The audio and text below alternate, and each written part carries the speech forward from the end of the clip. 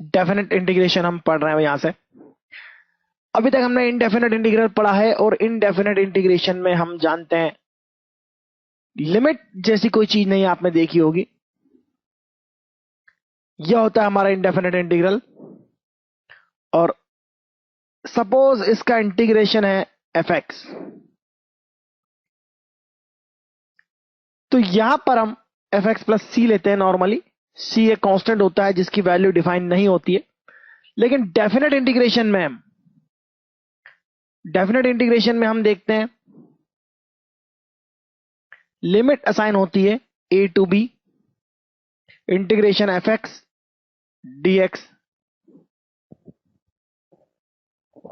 और यहां f x dx x की वैल्यू ए टू बी होती है।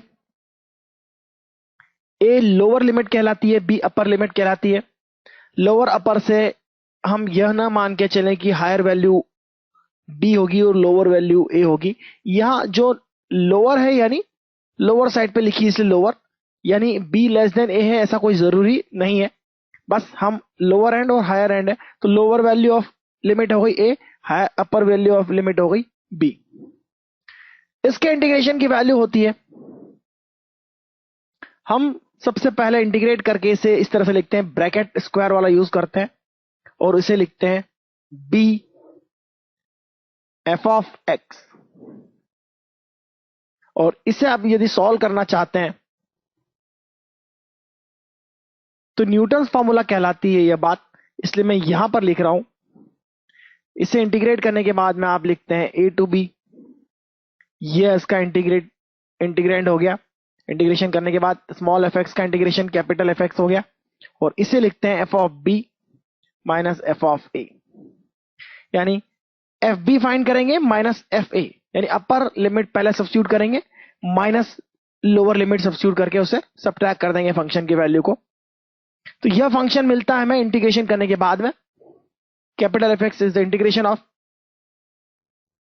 Small F X. हम ऐसा भी कह सकते हैं कैपिटल एफ एक्स का डिफरेंशियल है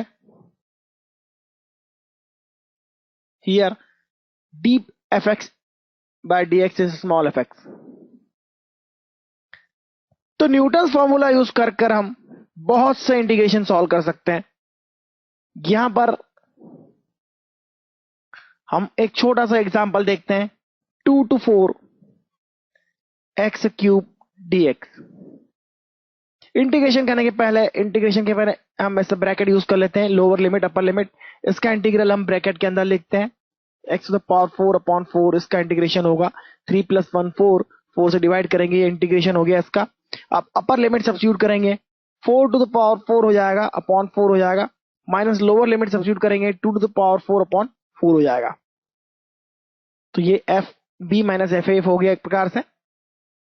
इसे सॉल्व करेंगे हम, ये हो जाएगा 4 to the power 3 divide by 4, 4 cube minus 2 to the power 4 हो जाएगा, ये 2 to the power 2 हो जाएगा, तो ये हो जाएगा 2 to the power 2। 4 क्यूब हो जाएगा 64 माइनस 4 दैट इज 60। तो न्यूटन फॉर्मूला यूज करना बड़ा आसान है, लेकिन उसके लिए हमें चाहिए इंटीग्रेशन की वैल्यू। हम किसी फंक्शन को इंटीग्रेट कर पाते हैं या नहीं, ये ज्यादा इंपॉर्टेंट है। यदि आप किसी फंक्शन का इंटीग्रेशन निकाल सकते हैं तो न्यूटन फॉर्मूला यूज करके हम डायरेक्ट इंटीग्रेशन निकाल सकते हैं। और डेफिनेट इंटीग्रेशन को हम इस तरह से समझ सकते हैं कि हम एफ एक्स डी एक्स की वैल्यू फाइंड कर रहे हैं, summation of F x d x find कर रहे हैं, जहां पर dx इंक्रीमेंट है x की वैल्यू में, यानी x की वैल्यू इंक्रीज होती जाती है, a से b तक इंक्रीज होती है। अगर a से b तक इंक्रीज होती है या यूं कहें a to b ट्रेवल करती है, dx उसमें चेंज होता है, a प्लस dx, फिर a plus 2dx, a plus 3dx, a plus 4dx, इस तरह से ऐड करते करते करते इनफाइनाइट नंबर ऑफ टाइम्स, हम बहुत ज्यादा इनफाइनाइट नंबर ऑफ टाइम्स नहीं कहा जा सकता क्योंकि infinity is not real number, very big number of times dx को ऐड करेंगे तो यह वैल्यू अल्टीमेटली b तक पहुंच जाएगी।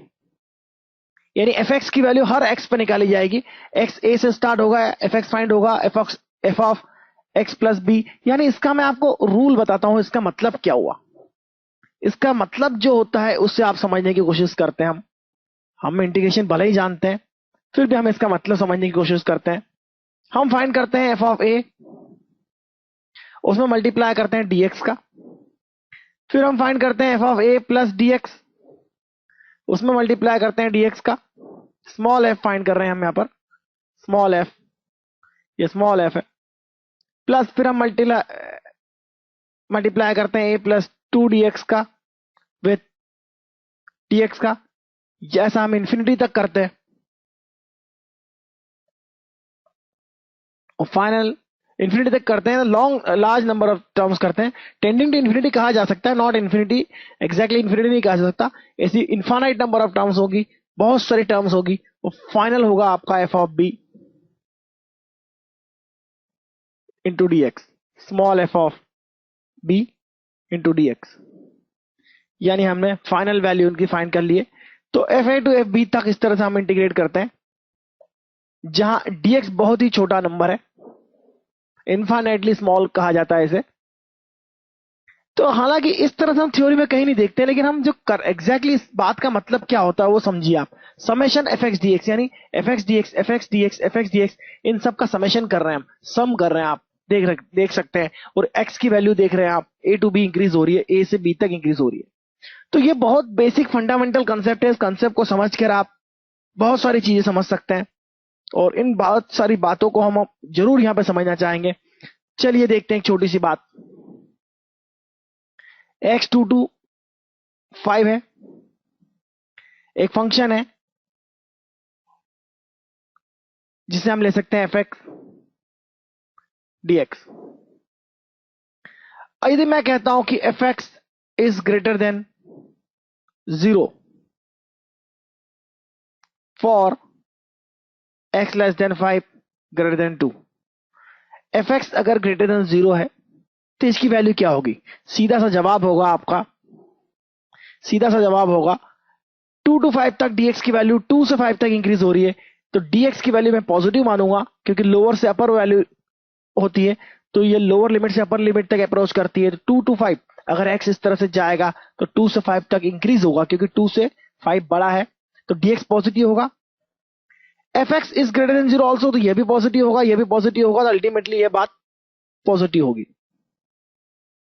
एग्जैक्टली कितना होगा ये तो डिपेंड करता है फंक्शन की वैल्यू पर हम केवल यहां साइन में इंटरेस्टेड थे कि पॉजिटिव होगा या नेगेटिव। तो आगे मैं इन एग्जांपल्स का यूज करूंगा।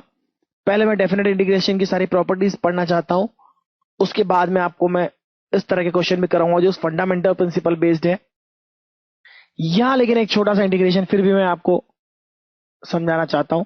I1 है 0 to 1 x dx, और I2 है 0 to 1 x स्क्वायर dx। मैं आपसे पूछना चाहता हूं I1 की वैल्यू ज्यादा होगी या I2 की वैल्यू ज्यादा होगी? विदाउट इंटीग्रेशन हमें ये परफॉर्म करना है, इंटीग्रेशन नहीं करना है हमें। यहां पर विदाउट इंटीग्रेशन समझना है, बेसिक कंसेप्ट को समझना है, क्योंकि इस तरह के कुछ क्वेश्चन आएंगे, जो कंसेप्ट यहां मैं बताऊंगा वो कंसेप्ट वहां पर यूज होगा। इस तरह के जो क्वेश्चन आएंगे आप उसे सॉल्व करना है। तो देखिए कंसेप्ट क्या है। x और एक्स स्क्वायर में x is greater than x square for x 0 to 1।